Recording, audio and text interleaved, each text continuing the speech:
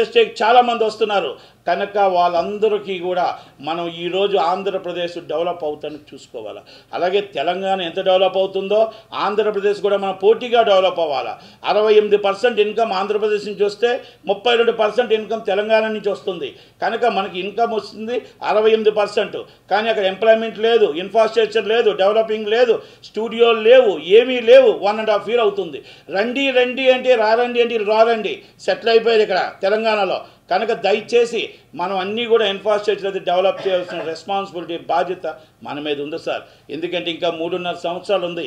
ఈ 3.5 సంవత్సరాలలోపు ఇవన్నీ కట్టి ఇండస్ట్రీ డెవలప్ చేసి నాకు కొంత షూటింగ్ అక్కడ జరగాలి, కొంత షూటింగ్ ఇక్కడ జరగాలి. 2 రాష్ట్రాల్లో షూటింగ్లు జరగాలి, 2 రాష్ట్రాల్లో కార్మికులు బతకాలి, 2 రాష్ట్రాల్లో ఇన్ఫ్రాస్ట్రక్చర్ ఉండాలి, 2 రాష్ట్రాల్లో ఇన్కమ్ ఉండాలి, ఎంప్లాయ్మెంట్ అనేది 2 రాష్ట్రాల్లో బతకాలి. దయచేసి నేను అదే చెప్తున్నాను సార్.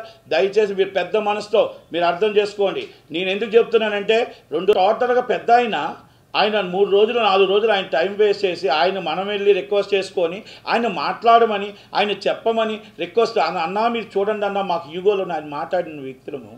మరి మీరు కానీ అంత అయిపోయినప్పుడు ఆ ప్రాబ్లం సాల్వ్ అయినప్పుడు ఒక్క ఫోన్ కాల్ మీరు చేసి అన్న ఇగో కష్టాల్లో మీ దగ్గరికి వచ్చాం, ఇదిగో మన ఇండస్ట్రీ అంతా షూటింగ్ ఈ విధంగా జరిగింది, ఇగో ఈ విధంగా జరిగిందన్న, ఇదిగో మీరు కమిషనర్ గారితో ఒక్కసారి మాట్లాడిన మీకు ఇలాగ అయిపోయింది, ఇలా చేస్తున్నాను ఒక్క మాట మీరు చెప్పుంటే, ఆయన కోసం మీరు థ్యాంక్స్ చెప్పుంటే.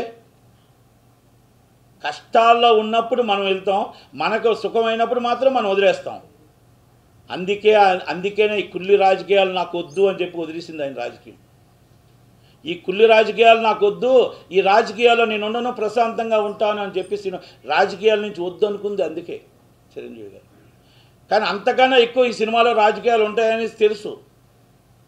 ఈ సినిమాలో అంతకన్నా రాజకీయాలు ఉంటాయి. అవసరమైతే మనం కాళ్ళు పట్టుకుంటాం, అవసరం లేకపోతే కాళ్ళు ఎగరేస్తాం.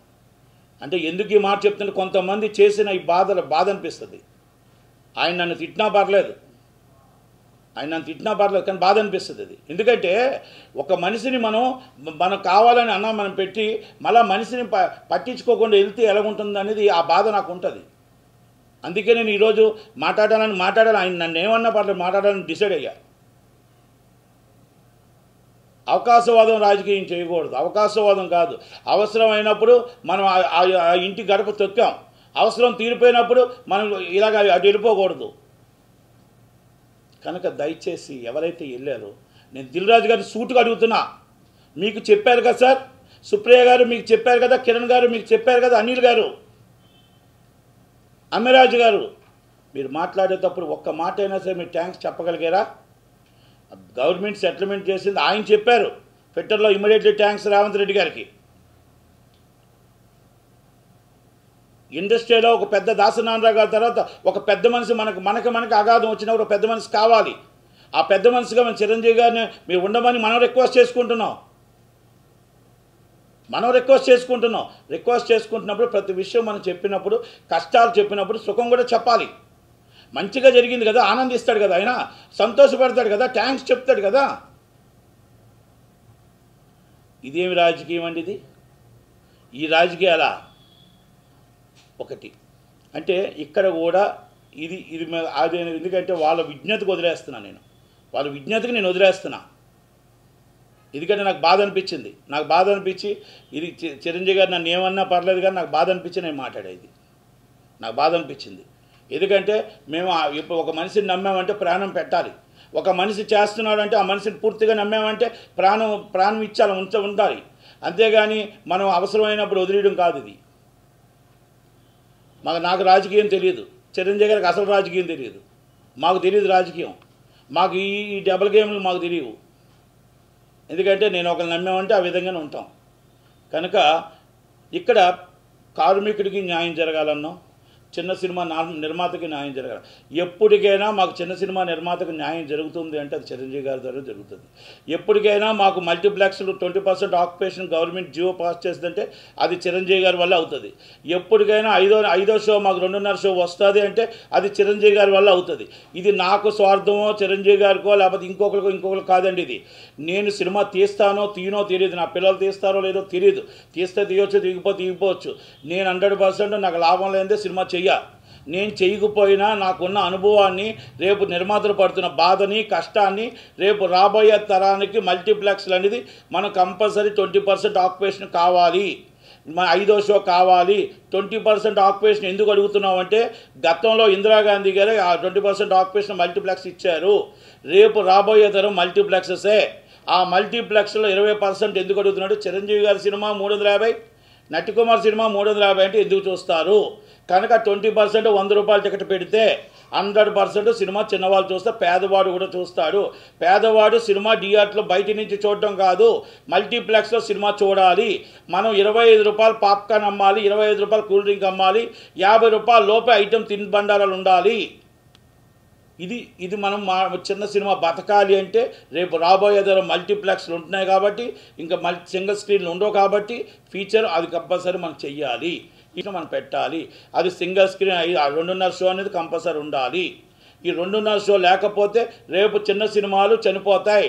ఇప్పుడే క్యూబ్ డబ్బులు రావట్లేదు, ఇప్పటికే ఏమి ఇబ్బందులు పడుతున్నాం. అందుకని అవన్నీ కూడా చిరంజీవి గారికి మనం పోయిన ఆదివారం నాడు అంతా కూడా వివరంగా చెప్పడం జరిగింది. ఆయనకి నేను అంతకుముందు వైసీపీ గవర్నమెంట్లో కూడా చిరంజీవి గారికి చెప్పడం జరిగింది. కుమార్ ఇదిగో ఇది కొన్ని అవుతున్నాయి కదా, ఆ రోజు ఎంత కష్టపడ్డాడో, ఆ రోజు ఎంత బాధపడ్డాడో ఈ సినిమా నిర్మాతల కోసం. అయ్యో ఈ సినిమా నిర్మాతలు టికెట్ రేట్లు రాకపోతే ఇబ్బంది పడతారే, ఈ చిన్న సినిమా నిర్మాతలు బాధపడతారే, 5 రూపాయల టికెట్ అమ్మడం ఏంటి, 30 రూపాయల టికెట్ అమ్మడం ఏంటి అని ఎంత బాధపడ్డాడు, ఎంత కష్టపడ్డాడు అది మాకు తెలుసు. వీళ్ళకేం తెలుసు? ఆయన కష్టపడి ఆయన పట్టుబట్టి RRR సినిమాకి కానీ ఇంకో సినిమాకి కానీ ఆయన రేట్లు కాకపోతే సినిమాలు రిలీజ్ అయ్యేవా? ఈరోజు మొత్తం కల్కి సినిమాకి రేట్లు వచ్చేవా? ఒక్కసారి ఆలోచించండి. కల్కి సినిమా అంటే ఇప్పుడు మొన్న వచ్చింది, అంతకుముందు సినిమాలకు రేట్లు వచ్చేవి RRR కానీ వాటికి కానీ. ఆయన కష్టపడే కదా జీవో తెచ్చాడు, ఆయన ఒక పట్టుదల పట్టే కదా సినిమా ఇండస్ట్రీ కోసమే కదా. ఆయన ఇండస్ట్రీ కోసం ఒక 2 అడుగులు దిగి వెళ్ళి ఆయన ఎవరి దగ్గరికి వెళ్ళకూడదు, వెళ్ళి అందరినీ తీసుకొని వెళ్ళి కష్టపడి తీసుకొచ్చిన వ్యక్తికి ఇదా మీరిచ్చే మర్యాద? అంటే మన ఇండస్ట్రీ అనేది మన వాళ్ళని మనం గౌరవించుకోవాలి. మనం గౌరవించుకుంటే బాగుంటుంది అనేది మన ఉద్దేశం. అది ఎవరైనా అవనియండి. ఒకటి రేపు ఈరోజు నేను అడుగుతున్నానంటే ఇది నా ఇంట్లోకో లేకపోతే నాకు సొంతానికో కాదు, ఇది చిరంజీవి గారి కోసం. చిరంజీవి గారు ఎందుకు చేయగలుగుతుందంటే చిరంజీవి గారు చిన్నవాడికి చేయగలుగుతారు, చిన్నవాడికి అడగగలుగుతారు, ఆయన స్ట్రేట్ ఫార్వర్డ్గా మాట్లాడగలుగుతారు, నిజంగా మాట్లాడగలుగుతారు. నా దగ్గర ఒక మాట ఇంకొక దగ్గర ఒక మాట మాట్లాడలేరు కాబట్టి అందుకే ఆయన చేయగలుగుతాడు. అందుకే మాకు 5వ షో అనేది కంపల్సరీ, మా 2.5 షోకి మస్టన్ సూట్ తేగలుగుతారు. అలాగే జియో పాస్ చేయిస్తారు, అలాగే మల్టీప్లెక్స్ 20% ఆక్యుపేషన్ అనేది జియో పాస్ చేయిస్తారు. అది ఉంటే చిన్న సినిమా బతుకుతుంది. అందుకే మొన్న ఆయనకి అన్నీ చెప్పడం జరిగింది. అలాగే మేము చిన్న సినిమాలకి 2018 25%, 2022 15% అగ్రిమెంట్స్ ఉన్నాయి. కానీ కొన్ని అమలు జరగలేదు. అది కొంతమంది ఛాంబరు, కౌన్సిల్ నాయకులు తప్పు వల్ల, దానివల్ల నాయకులు కరెక్ట్గా ఇటు కార్మికులకి చెప్పలేదు, అటు నిర్మాతలకి కరెక్ట్గా చెప్పక ఇబ్బంది పెట్టారు. కాబట్టి ఆ అగ్రిమెంట్ వైలేషన్ జరిగింది. ఈసారి ఆ వైలేషన్ జరగకుండా జరగాలి అనేది మేము కరెక్ట్గా కళాకంఠగా చెప్పాం. ఇప్పటికే కష్టాల్లో ఉన్నాం, మేము చాలా ఇబ్బందులు పడుతున్నాం, సినిమా చేయాలంటే ఇబ్బంది పడుతున్నాం అని చెప్పాం. ఆ ఇబ్బందిని ఆయన పరిణిలో తీసుకొని ఇమ్మీడియట్లీ ఆయన చిన్నవాళ్ళకి ఇదిగో ఈ విధంగా ఉంది, ఈ విధంగా ఉంది, ఇదిగో కార్మికులు కూడా ఈ విధంగా పడుతున్నారు, ఇబ్బంది పడుతున్నారు, వాళ్ళ కష్టాలు కూడా వాళ్ళు చెప్పారు, మా కష్టాలు మేము చెప్పాం, ఇరవై కూడా చెప్పారు. అలాగే పెద్దవాళ్ళు కూడా ఏ విధంగా చేయాలని వాళ్ళు చెప్పారు. అన్నీ కూడా ఒక పరిధిలో తీసుకొని ఆయన చెయ్యాలన్న గంగాధర్ గారు కూడా, లేబర్ కమిషనర్ గారు కూడా చాలా చక్కగా చెప్పారు. ఏమన్నారంటే చిన్న సినిమాలకి 22 అగ్రిమెంట్ ఏది ఉందో 15% అదే అగ్రిమెంట్ అమలు జరుగుతుంది అని చెప్పారు. కాకపోతే దాంట్లో ఇంకా క్లారిటీస్ రాలేదు కాబట్టి ఒక క్లారిటీ వచ్చిన తర్వాత దానికోసం కూడా మాట్లాడాలి. చిన్నవాళ్ళకి కూడా చాలామంది 9-9 కాల్ సీటు, 99 కాల్ సీటుకి కొంతమంది ఇక్కడ వెళ్ళనంటున్నారు, కొంతమంది వెళ్ళాలంటున్నారు. షూటింగ్ జరగండి కమిటీ వేసామంటున్నారు. ఇంతకుముందు కమిటీలు కరెక్ట్గా అమలు చేయలేదు కాబట్టి ఇప్పుడు కమిటీ కరెక్ట్గా నడుస్తుందా నడదని కార్మికుల ప్రాబ్లం ఉంది, చిన్న సినిమా నిర్మాతల ప్రాబ్లం ఉంది.